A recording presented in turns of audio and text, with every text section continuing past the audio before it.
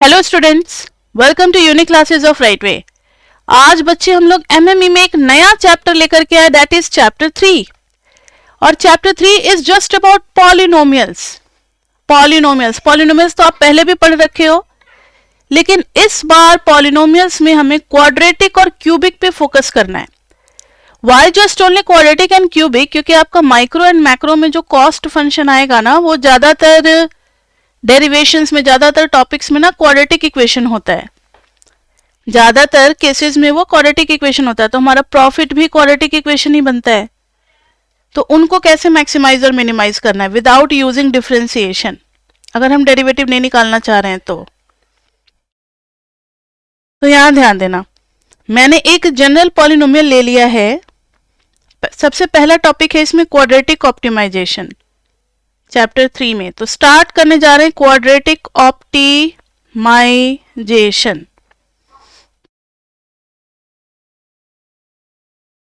ध्यान से सुनो।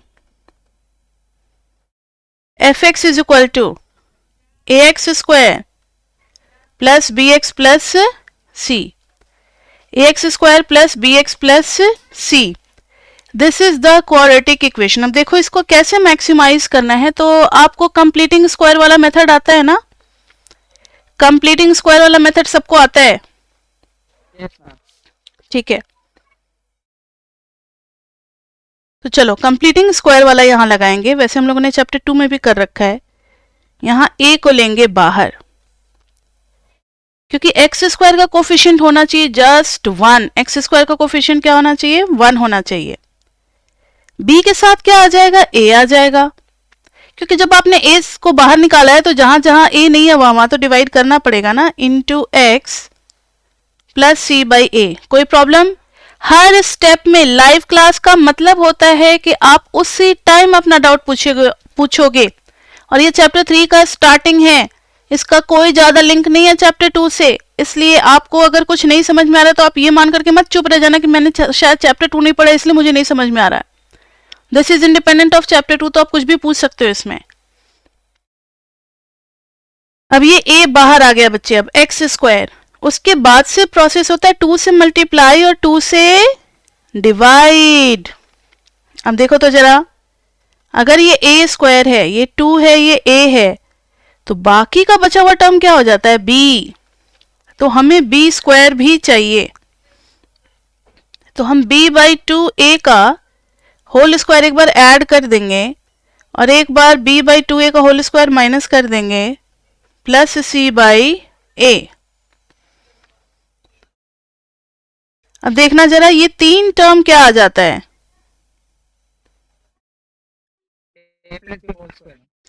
यस, तो x plus b by 2a का होल स्क्वायर आ जाएगा ना। And what about rest of the term? तो ये आ रहा है minus B square by 4a square plus c upon a।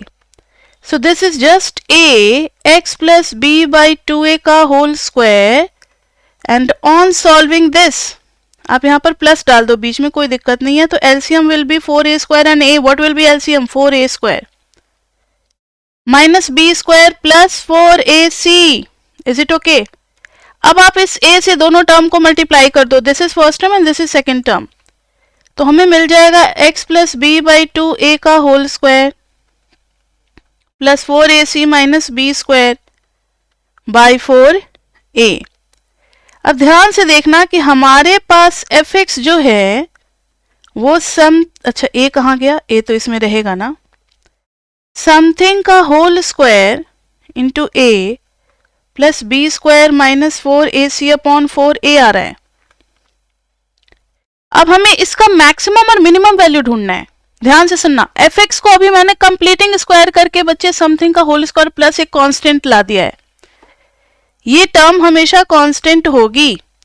y constant, क्योंकि इसमें a b c जो है वो कांस्टेंट है, वेरिएबल तो x था, तो हम a b c को कंट्रोल नहीं कर सकते। वो तो हमें किसी क्वेश्चन में गिवन होगा ना a b c। So we can't control a b c, ना हम उसको बढ़ा सकते हैं ना हम उसको घटा सकते हैं। वी कांट इवन इंक्रीज और decrease a b c values. That's why the right hand side portion is called constant. अब लेफ्ट हैंड साइड पे आ जाओ। So if we talk about this x, so we can change x की value तो हम increase और decrease कर सकते हैं ना। that means maximum or minimum of fx depends upon this x. लेकिन बच्चे बाहर में इसमें a लगा हुआ है, a. अब ध्यान से सुनना, अगर a नेगेटिव हो जाए, if a is नेगेटिव, तो ये पूरा पार्ट हो जाएगा नेगेटिव, क्योंकि ये होल स्क्वायर है. Whole square is never going to be negative, but if a is multiplied with it, it will make the whole sum as a negative. तब हमारा fx जो है वो नेगेटिव प्लस कांस्टेंट आ जाएगा. और ये चीज नेगेटिव के साथ साथ क्या हो सकता है, और जीरो भी हो सकता है. अब देखो ना, x की वैल्यू आप जितना बड़ा डालते चले जाओगे उतना ज्यादा नेगेटिव होता जाएगा. लेकिन अगर x की वैल्यू एग्जैक्टली b/2a के माइनस उसके नेगेटिव के इक्वल में आ गई, तो ये चीज हो जाएगा जीरो. दैट मीन्स कि ये चीज हो सकता है less than equal to zero. That is a into x plus b/2a whole square can be less than equal to zero. यहां तक किसी को कोई डाउट बच्चे? Is it okay how we are deciding that this quantity will be either less than or equal to 0? Since our a is negative, negative is multiplied with this whole bracket. Is it okay? Okay. Now tell me on number line, if you have so many negative values and you have 0 also, so can you tell me what is your maximum value and what is your minimum value? Maximum क्या होगा?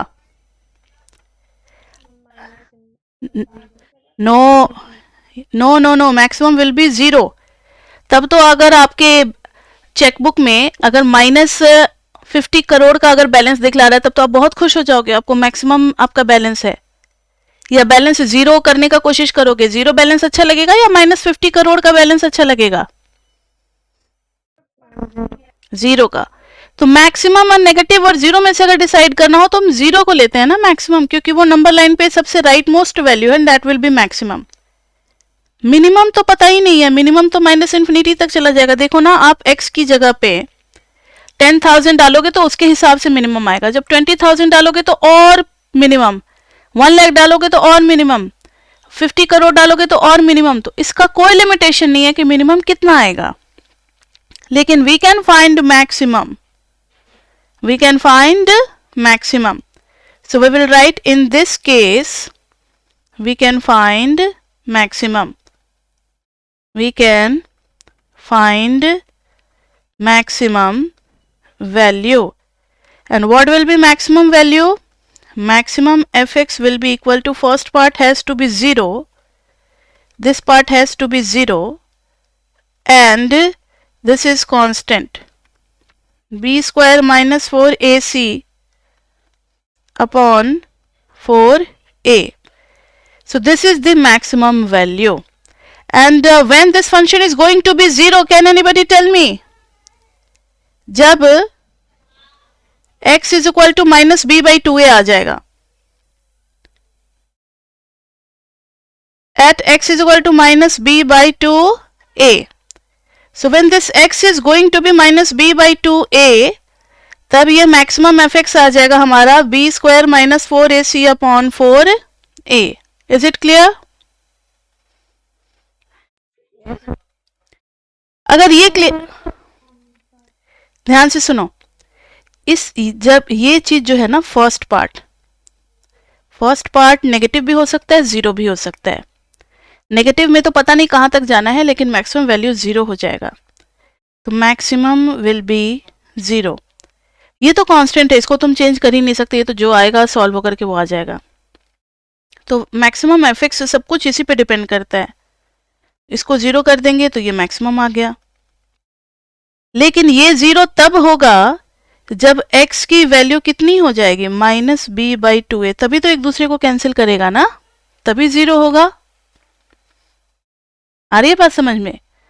तो at x is equal to minus b/2a we will get the maximum value of fx. Now is it clear?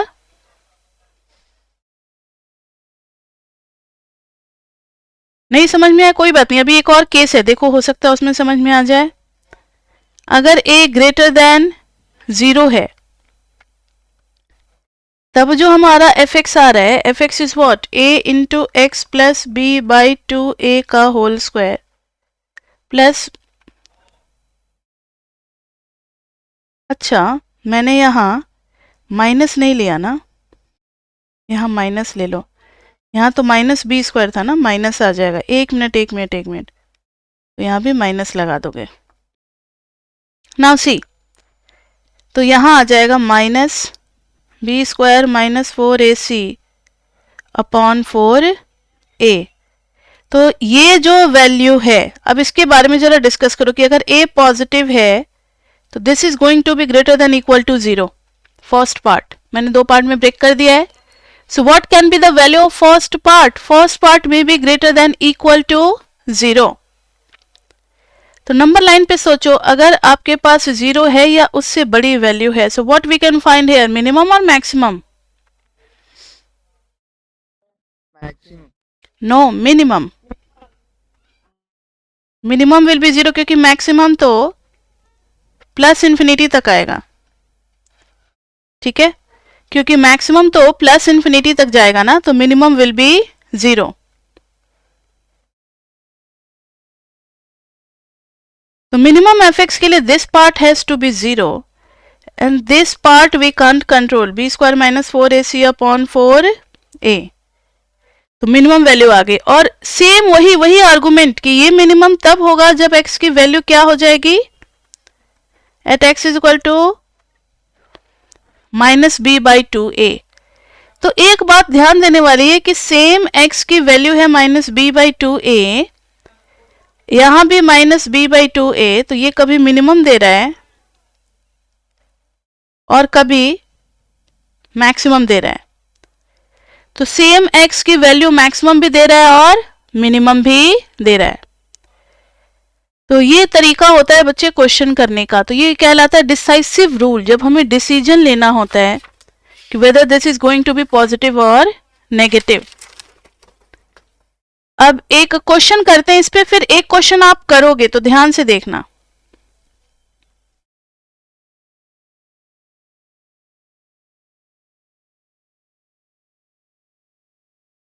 Now see, यहां हो गया x square minus 2 into 4 by 2 into x कर दिया। यहां तो ऑलरेडी एक्स स्क्वायर का coefficient 1 था ही, तो हम लोगों ने कुछ भी कॉमन नहीं लिया। लेकिन अगर कुछ और होता, लाइक 2, 3 कुछ भी रहता, तो हम उसको पहले बाहर लेते, फिर ये वाला सेकंड स्टेप होता जो अभी हम लोग कर रहे हैं। तो अभी एक्स स्क्वायर का कोफिशिएंट 1 है, तो just 1। X square minus 2 into 4 by 2 into x, तो ये हो गया a, ये हो गया a, ये हो गया 2, तो this whole will be b 2। यानी हम लोग 2 का स्क्वायर ऐड करेंगे और 2 का स्क्वायर एक बार माइनस करेंगे, और प्लस 3 है ही। Is it okay?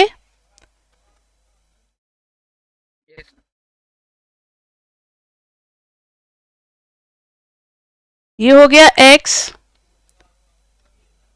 माइनस 2 का होल स्क्वायर, ये हो गया माइनस 4 प्लस 3, तो -1 -1। नाउ टेल मी कि x माइनस 2 के होल स्क्वायर का कोफिशिएंट क्या है? प्लस है, +1 है। So it may be either 0 or any positive value. So we can accept here minimum exist. Here minimum exist. And minimum fx will be equal to, for minimum this has to be 0. So 0 minus 1, that means minimum fx is -1 at x is equal to 2. At x is equal to 2, because this is going to be 0 when we put x is equal to 2. देखो ना, 2 minus 2, तभी तो ये 0 होगा। तो ये आ गया at x is equal to 2। Clear बच्चे? तो एक क्वेश्चन आप लोग सभी को ही करना, जरा देखते हैं आप लोग कर पा रहे हो या नहीं, ये कॉन्सेप्ट समझ में आया या नहीं। fx is equal to -2, we don't have to use derivatives. Derivatives use करके भी मैक्सिमम मिनिमा निकाल सकते हैं, लेकिन क्वाड्रेटिक के लिए डेरिवेटिव्स का यूज नहीं करते, परफेक्ट स्क्वायर बना करके फिर डिसाइड करते हैं। वो थोड़ा अच्छा, ये भी एक तरीका होता है, बहुत जगह माइक्रो मैक्रो में ना आपको इसी तरीके से मैक्सिमम मिनिमम डिस्कस किया होगा, तो वहां आपको फिर दिक्कत नहीं होगी, आप समझ जाओगे। तो इस क्वेश्चन में जरा मैक्सिमम मिनिमा निकालो। और एक और क्वेश्चन दे रहे हैं आपको, इसका भी निकालना है। दोनों का निकालो, आपको 2 से 3 मिनट दे रहे हैं, दोनों क्वेश्चन करके रखना है। उसके बाद से फिर हम करेंगे, तो आप लोग मैच करके, और जिनका जिनका मैच करेगा चैट बॉक्स में मुझे लिख करके भेजेंगे यस मैम मैच्ड, या यस मैम यस मैम। जिनका नहीं होगा वो नो। और अगर आपका आंसर आता है तो आप आंसर भी चैट बॉक्स में लिख करके भेज सकते हो। ओके, देखो बच्चे सबने कर लिया है, तो जरा आप लोग अपनी वैल्यूज मैच करें। fx is equal to minus 2x square plus 40x minus 600. Okay, Nand, I have done but have doubt in conclusion. Okay, now see, first part of this question, fx is equal to, यहां पर तो बच्चे ना -2 भी है, तो ऐसे नहीं चलेगा, -2 को पहले बाहर लेना पड़ेगा। -2 को बाहर ले लिया तो x स्क्वायर माइनस या 40 बाई -2 कर दो इंटू एक्स, -600 बाई -2 कर दो। Now is it okay? ये हो गया -2 x square -20x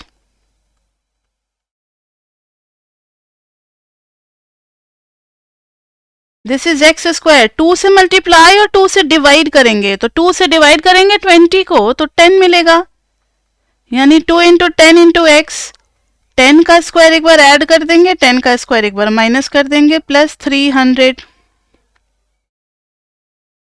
this is -2।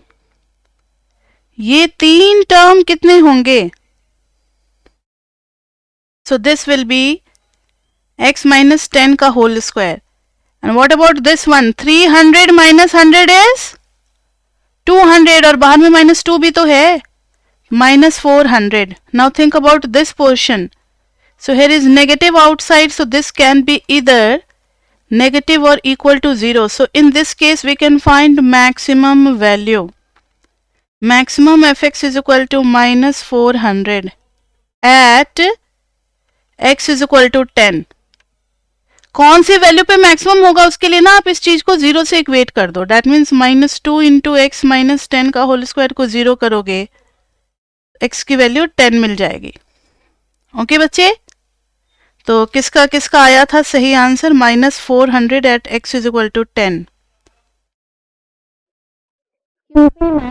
Yes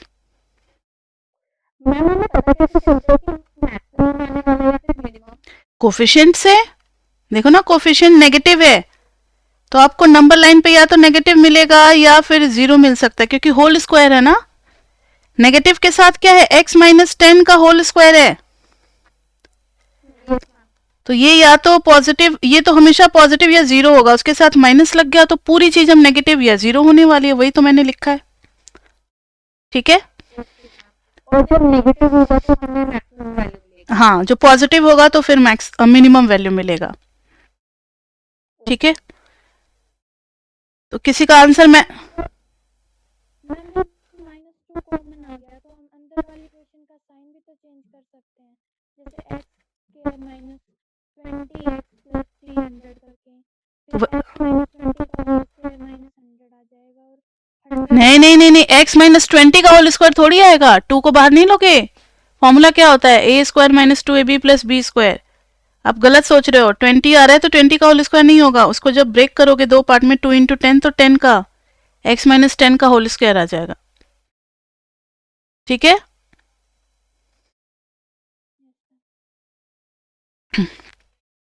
next question देखो, fx is equal to X square by 3 plus 2/3 into X minus 8/3। इसको जब हम लोग सॉल्व करेंगे तो ये आ जाएगा fx इज इक्वल टू 1/3 को बाहर ले लेंगे, एक्स स्क्वायर को कोफिशिएंट तो 1 बनाना है ना ब्रैकेट के अंदर, एक्स स्क्वायर 1/3 लिया है तो 2x बच गया और -8। Is it okay?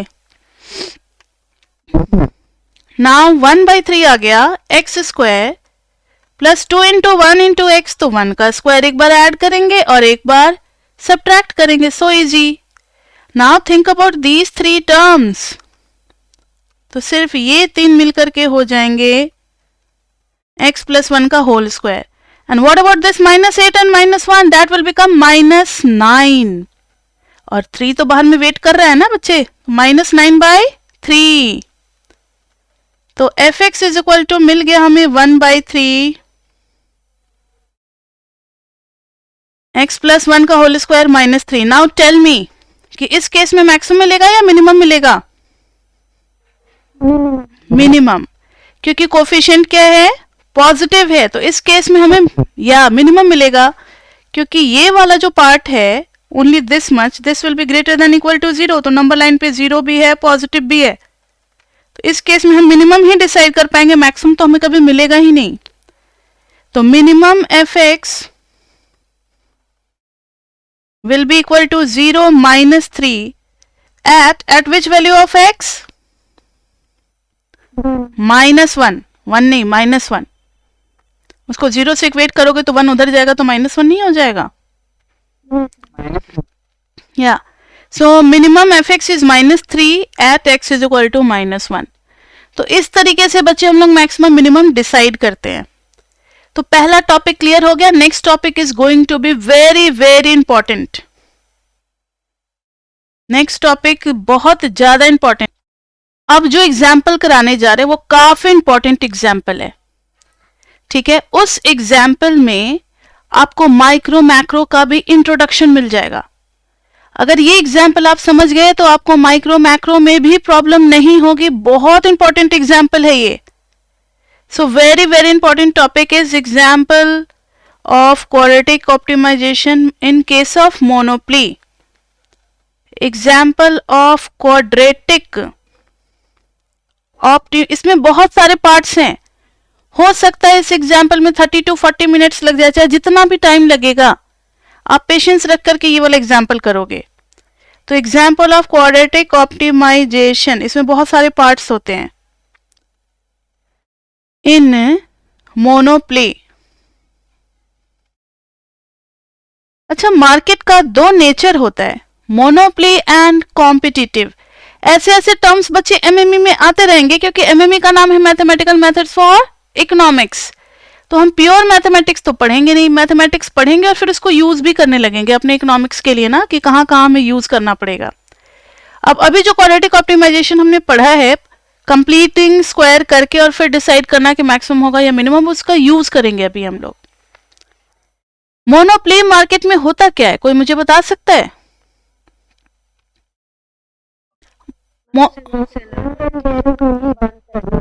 ठीक है, single producer and single seller also.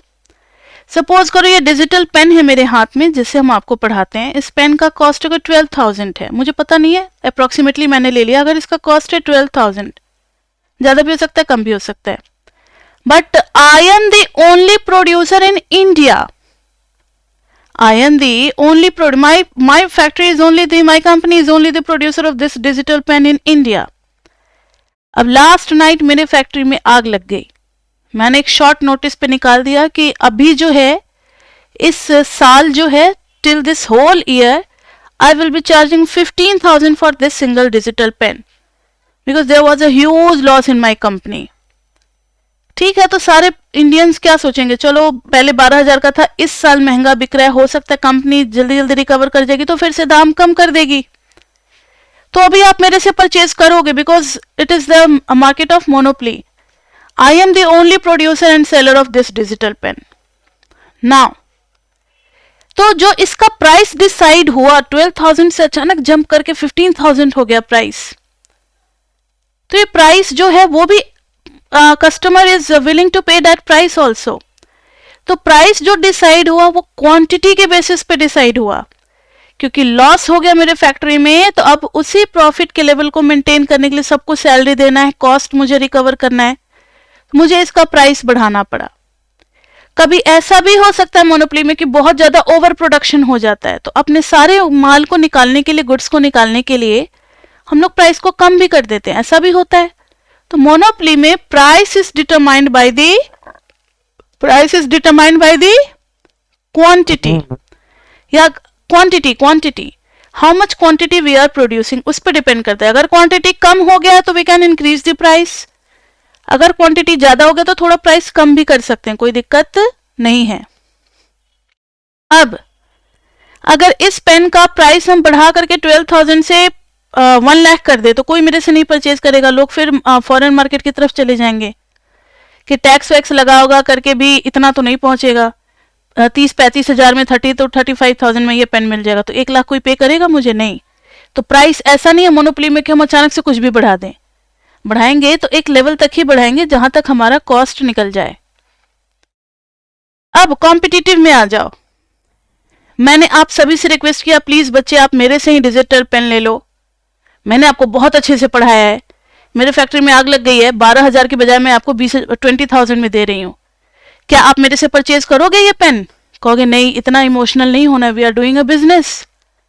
कहां 12,000 और कहां 20,000, कौन पे करेगा? चलो किसी दूसरे कंपनी वालों के पास, आप मेरे बगल में ही ऑफिस खुला हुआ था वहां चलेगा, वहां से परचेज कर लिया। तो कॉम्पिटिटिव में क्या होता है कि वी कैन नॉट इंक्रीज और decrease the price according to quantity produced, competitive में प्राइस इज फिक्स्ड। तो पहली बात जो आपको जाननी है न्यूमेरिकल करते समय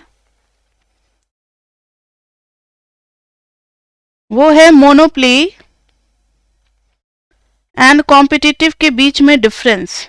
जितना हमें सिर्फ जानना है न्यूमेरिकल करने के लिए, जितना हमें जानना है न्यूमेरिकल करने के लिए, single seller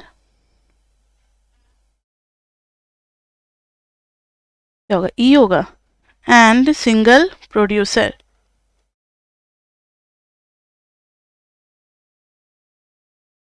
producers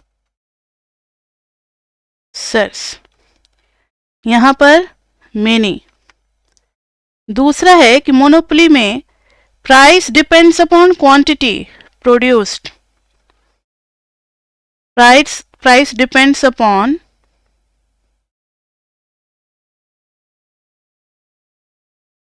quantity produced. यहां पर क्या है, प्राइस इज कांस्टेंट। मतलब इस केस में ना प्राइस आपको कुछ ऐसा मिलेगा, P is equal to K। कभी कभी क्वेश्चन में लिखा होगा ना P इज ₹5 पर आइटम, तो समझ जाना ये कॉम्पिटिटिव मार्केट है। और इस केस में प्राइस जो है वो मिलेगा A माइनस BP के फॉर्म में, लीनियर अगर होगा डिमांड फंक्शन तो प्राइस सॉरी क्यू लेंगे, एक मिनट। क्वांटिटी बढ़ेगा प्राइस क्या हो जाएगा, कम हो जाएगा। तो there is inverse relationship, quantity कम होगा तो प्राइस क्या हो जाएगा, बढ़ जाएगा। Is it okay? अब इस क्वेश्चन में इनका क्वेश्चन है कि let cost function, let cost function be C is equal to alpha Q plus beta Q square where Q is greater than equal to 0। Quantity तो वैसे भी कभी नेगेटिव हो ही नहीं सकता, it does not make any economic sense. तो economic sense एक word होगा जिसको हम बार बार हर चैप्टर में यूज करेंगे। तो Q represent this one and alpha beta are positive. Alpha और बीटा दोनों के बारे में दे रखा है, पॉजिटिव है, ठीक है। अब इन्होंने कह दिया late price is given bye, अभी क्वेश्चन ही चल रहा है बच्चे, अभी मैंने सॉल्यूशन नहीं स्टार्ट किया। रेड में जब भी लिखेंगे क्वेश्चन लिखेंगे ज्यादातर time. Let price is given by P is equal to A minus b q where quantity is greater than equal to 0 and where A and B are positive constants such that A is greater than 0 और B कभी कभी 0 भी हो सकता है। ये सब कुछ क्वेश्चन में हमें दिया हुआ है कि A तो कभी भी 0 नहीं होगा लेकिन B कभी कभी 0 हो सकता है। तो B is greater than equal to 0। अब फर्स्ट पार्ट इन्होंने पूछा है फाइंड रेवेन्यू फंक्शन, निकालेंगे। इसके बहुत सारे पार्ट्स हैं, 8-10 पार्ट हैं। दूसरे में पूछा है प्रॉफिट फंक्शन, थर्ड है मैक्सिमम प्रॉफिट,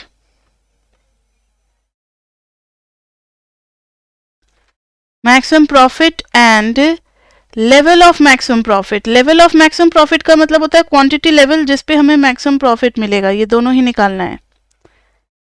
नेक्स्ट है what happens if b becomes 0। Fifth part,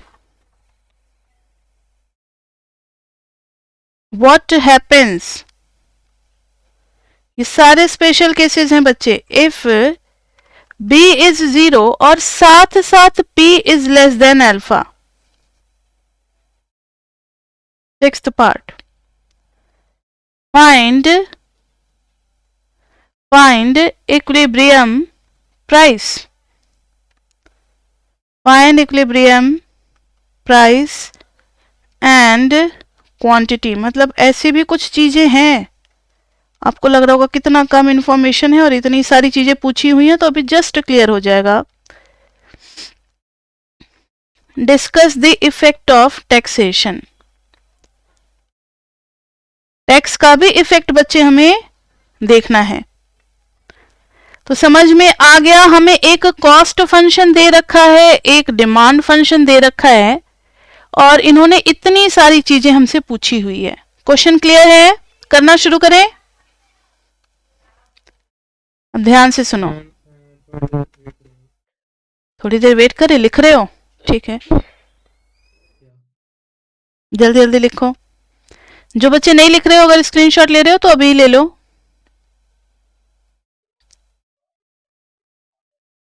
हो गया?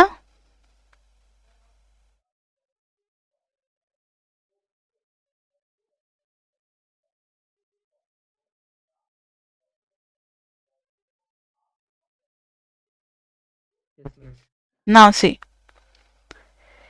रेवेन्यू से आप क्या समझते हो? Mute your mic. Revenue is what? Price into quantity. अगर आपका पर यूनिट का प्राइस आपको पता है और कितना क्वांटिटी आप सेल कर रहे हो ये भी आपको पता है, तो revenue collection of money, how much money you are collecting, that is called revenue. तो रेवेन्यू कितना हो जाएगा? Price into quantity. So revenue will be equal to price. Price is this function and quantity is quantity. That means A minus BQ into Q.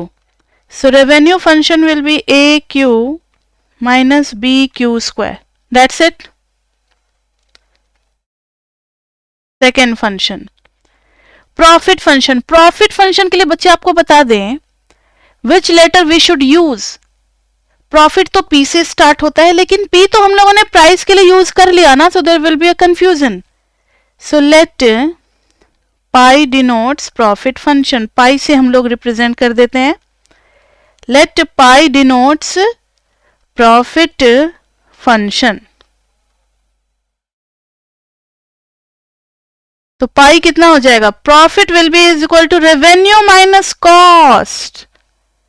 तो profit will be equal to revenue is a q minus b q square minus cost. What is cost?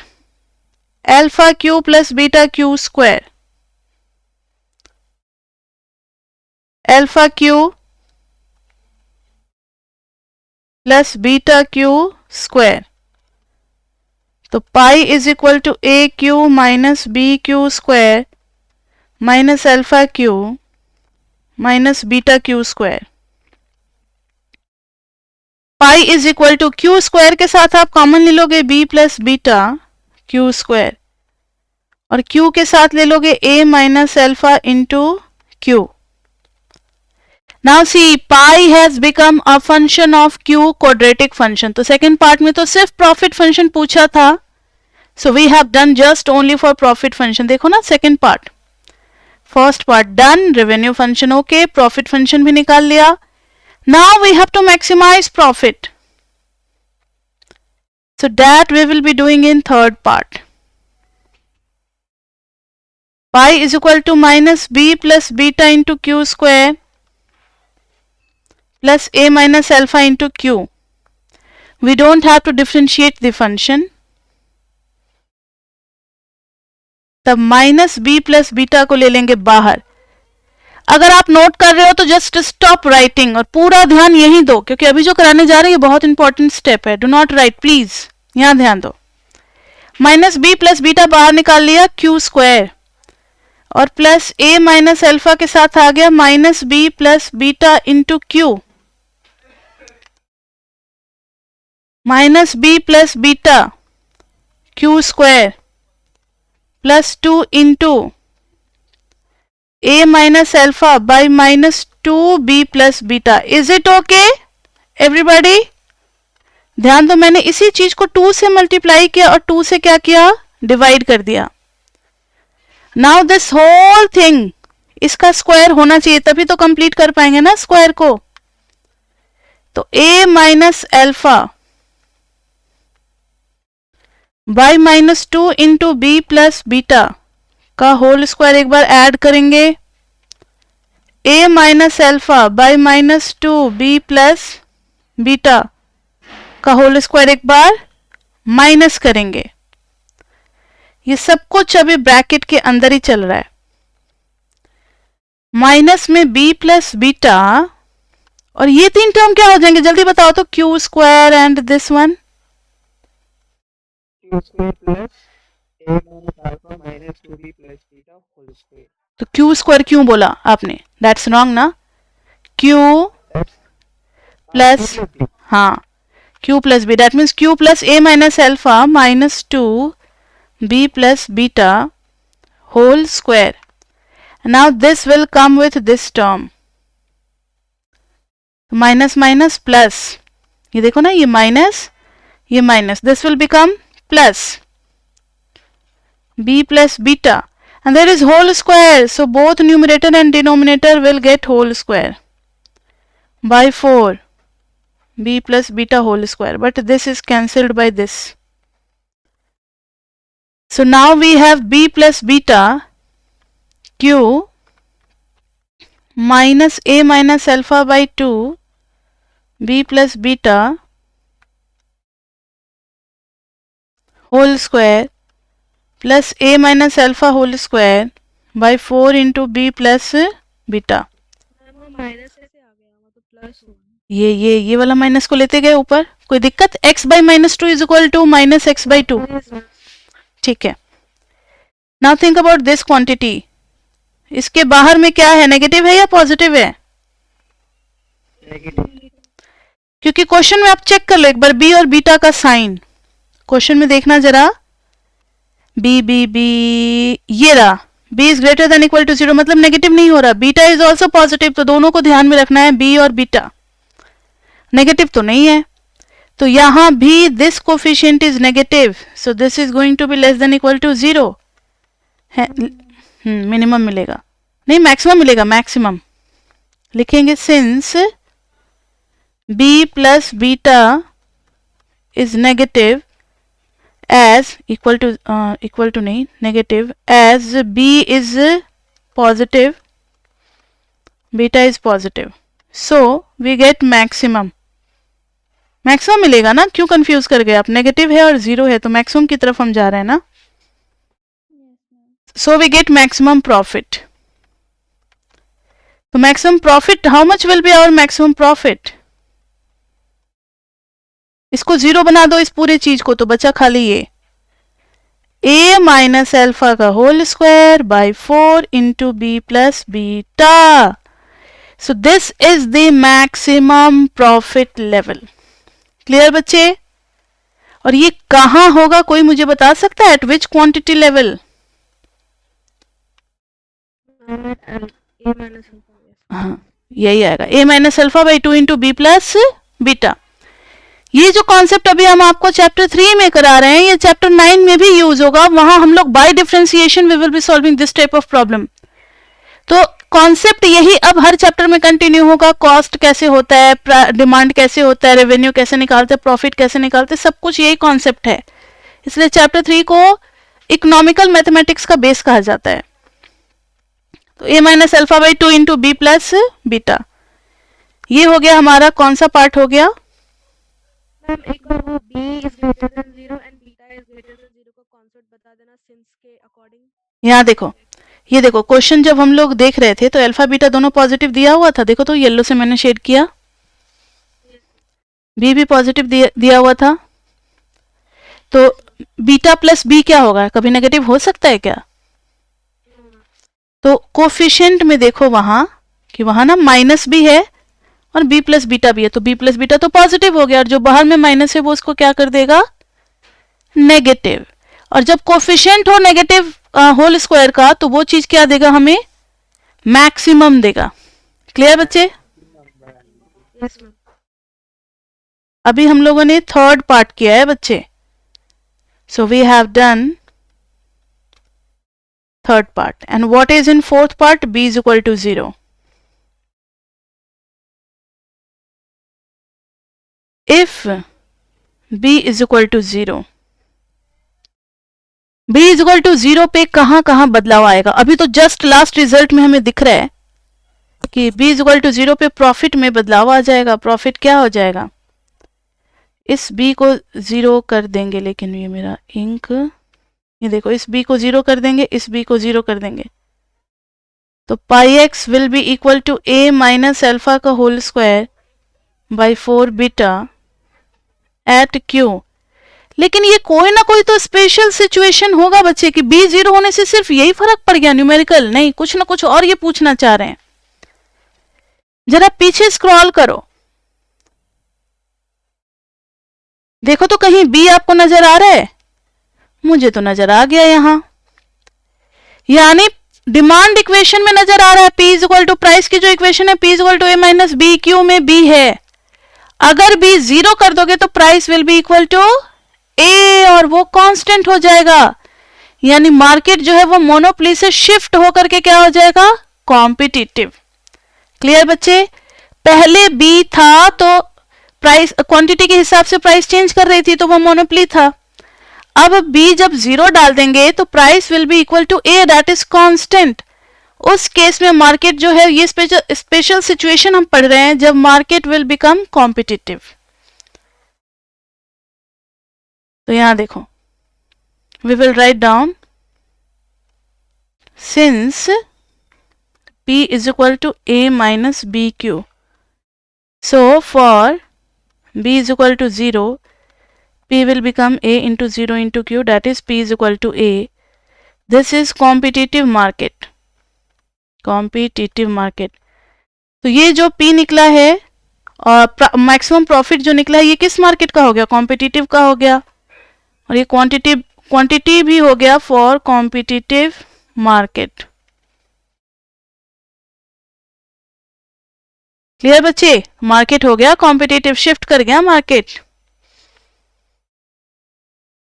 तो fourth part done. Fifth part में है, अगर b 0 के साथ साथ p less then alpha हो जाए तब क्या होगा?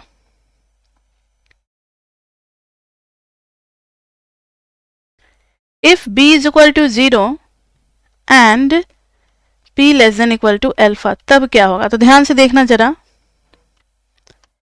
p is equal to a है, यहां भी मुझे a नजर आ रहा है, यहां भी मुझे a नजर आ रहा है, तो एक काम तो कर सकते हैं ना, क्या कर सकते हैं, p को डाल सकते हैं एक ही जगह पे,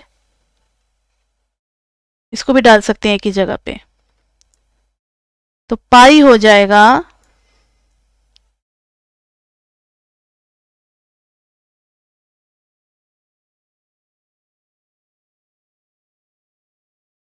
पाई हो जाएगा, ध्यान से सुनना, एक ही जगह हम लोग p डालने वाले हैं, यहां भी p माइनस एल्फा का होल स्क्वायर बाई 4 बीटा।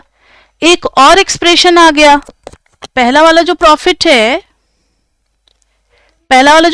है वो a के टर्म्स में है, दूसरा वाला p के टर्म्स में है, at q is equal to p minus alpha by 2 beta. तो कॉम्पिटिटिव मार्केट में बच्चे हो गया q is equal to p minus alpha by 2 beta.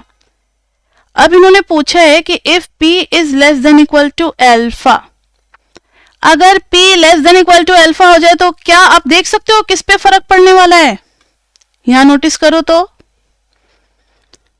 Then हाँ, क्वांटिटी के ऊपर फर्क पड़ेगा ना। P अगर less than equal to alpha है तो P माइनस अल्फा नेगेटिव आने लगेगा। तो quantity is equal to P minus alpha by 2 beta है, बीटा तो क्वेश्चन में दे रखा है पॉजिटिव, और P माइनस अल्फा अगर नेगेटिव आने लगा तो which implies Q is less than equal to 0, which does not make any economic sense, does not make any economic sense। यानी ऐसा तो कभी भी एक्सेप्ट नहीं किया जाएगा कि B भी 0 हो जाए डिमांड फंक्शन में और P भी less than equal to alpha हो जाए, ये तो अजीब ही बात हो गई। तो इस केस में हमें क्या करना पड़ेगा, प्रोडक्शन प्रोसेस को क्या हम कंटिन्यू करेंगे या बंद करेंगे प्रोडक्शन प्रोसेस को? It is a shutdown point, it is a shutdown point। हम बिजनेस को बंद कर देंगे। अगर P less than equal to alpha होने लगेगा तो हम बिजनेस को हमें बंद करना पड़ेगा, हम थोड़ा भी कंटिन्यू नहीं कर सकते। ओके बच्चे,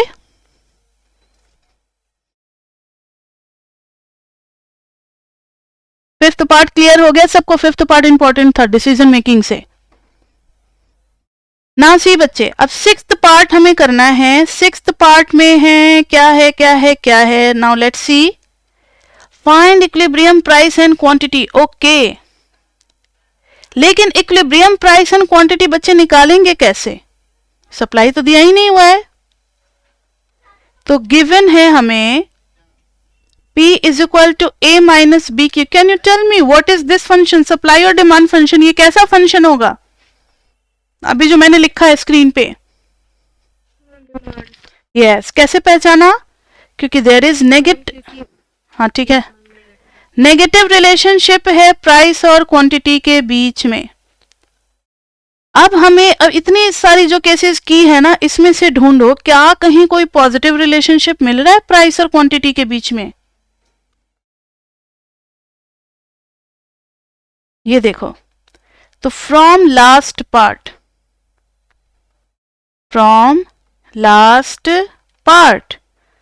Q is equal to P minus alpha by 2 beta.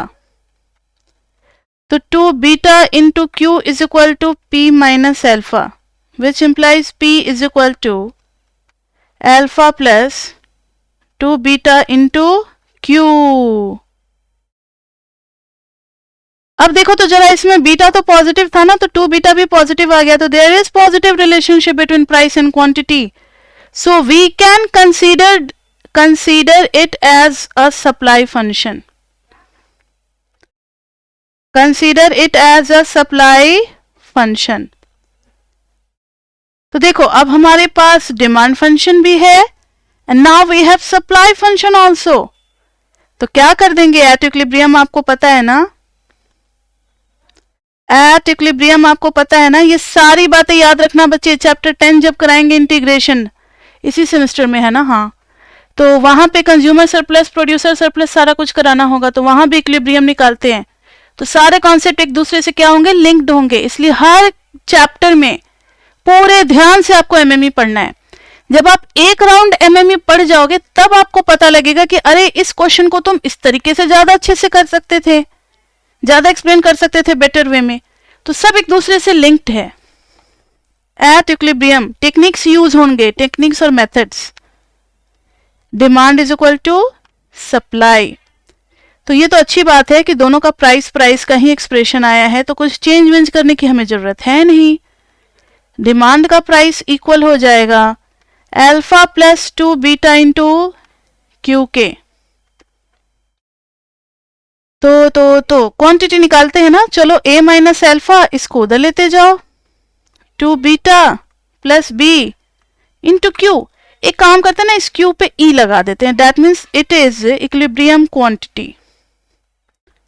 तो quantity at equilibrium will be equal to A minus alpha by 2 beta plus b. A minus alpha by 2 beta plus b, this is quantity at equilibrium. अब अगर price at equilibrium पूछता है तो किसी एक में डाल देंगे, किसी में भी डाल दो, क्योंकि दोनों हैं तो सेम, बस इसमें Q की जगह रिप्लेस कर दे रहे हैं। A minus alpha by 2 beta plus b. Alpha plus 2 beta, एक काम करो एलसीएम ले लो तो ज़्यादा अच्छा रहेगा, 2 beta plus b, 2 alpha beta plus alpha b plus 2 beta a minus 2 alpha beta, ये कैंसिल, तो ये आ गया alpha b plus 2 a beta by 2 beta plus b, ये आ गया इक्विलिब्रियम प्राइस। क्लियर बच्चे?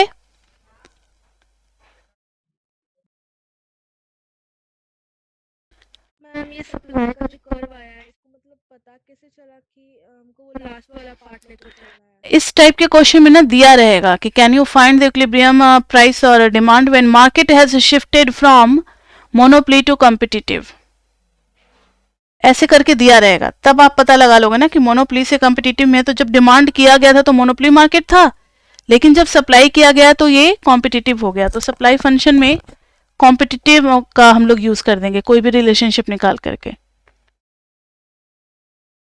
वैसे क्वेश्चंस पर्टिकुलर पार्ट ये q is equals to p minus alpha upon 2b, ये इस वाले फंक्शन का ही मतलब क्यों यूज किया गया वो पूछ। क्योंकि यहीं पर पॉजिटिव रिलेशनशिप निकल करके आ रहा है। देखो ना Q का जो कोफिशिएंट है 2 बीटा वो पॉजिटिव है, इसलिए लिया। सप्लाई फंक्शन में क्या होता है, जैसे जैसे प्राइस बढ़ता है क्वांटिटी भी बढ़ती है ना। सप्लाई फंक्शन का ग्राफ आपने पढ़ा होगा ऐसे, क्वांटिटी और प्राइस, या उल्टा ले लो, क्वांटिटी इधर ले लो प्राइस, और डिमांड में ऐसे होता है। पढ़ा है या नहीं पढ़ा है? तो पॉजिटिव रिलेशनशिप के लिए कोफिशिएंट को पॉजिटिव होना पड़ेगा and 2 beta is going to be positive, इसलिए हम लोगों ने ये वाला रिलेशनशिप चूज किया। ठीक है, अब देख प्राइस का जो ये था p माइनस अल्फा स्क्वायर वो भी पॉजिटिव, उसका कहाँ था जो प्राइस जो मतलब प्राइस नहीं प्रॉफिट जो था मैम वो उससे कुछ नहीं मतलब डिराइव हो सकता था सप्लाई फंक्शन ऐसा। प्रॉफिट से कैसे डिराइव करोगे? न्यूमेरिकल्स में कंफ्यूजन हो रहा है। क्वेश्चन होगा तो उसमें कंफ्यूजन नहीं होगा, ये थोड़ा डेरिवेशन है ना इसलिए इसमें कंफ्यूजन हो रहा है, वहां नहीं होता है। यहाँ देखो, यहां से भी आप निकाल सकते थे सप्लाई फंक्शन, ठीक है। कहीं से भी आपको ढूंढ करके एक निकालना है जिसमें प्राइस और क्वांटिटी के बीच में पॉजिटिव रिले, बहुत ही सिंपल है। जब मार्केट हमारा मोनोपोली से कॉम्पिटिटिव में शिफ्ट हो गया, और ये वाला पार्ट तो बच्चे हम लोग कॉम्पिटिटिव के लिए ही कर रहे हैं ना, जब b इज इक्वल टू 0, इसलिए इसी का इक्वेशन उठा करके ले लिया हम लोगों ने। ठीक है, न्यूमेरिकल आएगा तो देखेंगे। एक है कोकोआ वाला आपके बुक में है वो, यस मैम हम उसमें डिटरमिन कैसे करते हैं कि ये डिमांड फंक्शन है और ये सप्लाई फंक्शन है? अच्छा, उस पे आ रहे हैं। यहाँ देखो, पहले इफेक्ट ऑफ टैक्सेशन है, दिमाग में रख लिया। ये मुझे बताओ कि price is given bye, price और क्वांटिटी के बीच में रिलेशनशिप है। आपने पढ़ रखा है डिमांड में, जैसे जैसे प्राइस बढ़ती है क्वांटिटी डिमांडेड क्या हो जाता है, कम हो जाता है। पढ़ा है ना, नेगेटिव रिलेशनशिप होता है। 11th-12th में पढ़ा होगा इकोनॉमिक्स में। नेगेटिव रिलेशनशिप होता है। नेगेटिव रिलेशनशिप का मतलब है कि कोफिशिएंट मस्ट बी, इसमें देखो तो कोफिशिएंट क्या है, नेगेटिव है ना, माइनस बी लगा हुआ है क्यू के साथ, माइनस बी लगा हुआ है क्यू के साथ। तो क्यू जैसे जैसे बढ़ाओगे, अब ज्यादा नेगेटिव होगा तो बचेगा तो कम ना, तो नेगेटिव रिलेशनशिप कहते हैं इसको। मैम क्यू का जो कोएफिशिएंट है वो तो मैम a माइनस b है। नहीं नहीं नहीं, ऐसा कैसे हो गया? p is equal to a minus b q, q का कोफिशिएंट सिर्फ माइनस बी है। निकालो ना, at q is equal to 0 p कितना निकल रहा है a, और q is equal to 1 p कितना निकल रहा है a में से कुछ कम पड़ गया। तो देखो क्वांटिटी तो हम बढ़ा रहे हैं लेकिन प्राइस क्या हो रहा है, कम हो रहा है, तो देयर इज नेगेटिव रिलेशनशिप। ठीक है, ऐसे स्टडी कर सकते हैं हम लोग। ठीक है, ये समझ में आया सभी को कि P 0 से 1, Q 0 से 1 जा रहे, क्वांटिटी बढ़ रही है लेकिन प्राइस क्या हो रही है, कम हो रही है, इसलिए हम कह रहे हैं negative relationship. Now effect of taxation बच्चे हमें डिस्कस करना है। न्यूमेरिकल में हम लोग यूज करेंगे इसको। कौन सा पार्ट था, 7th पार्ट था ना, यस। Effect of taxation. मैंने बार बार कहा है कि चैप्टर 9th में भी ये सारे क्वेश्चंस रिपीट होने हैं, तो ध्यान से सुनना आप। टैक्स हमें दो टाइप के पढ़ने हैं, एक है इनडायरेक्ट टैक्स, या हम लोग इस तरीके से करेंगे, एक्साइज टैक्स और सेल्स टैक्स वाले से करेंगे, एक्साइज टैक्स और सेल्स टैक्स। किसी को पता है एक्साइज टैक्स के बारे में?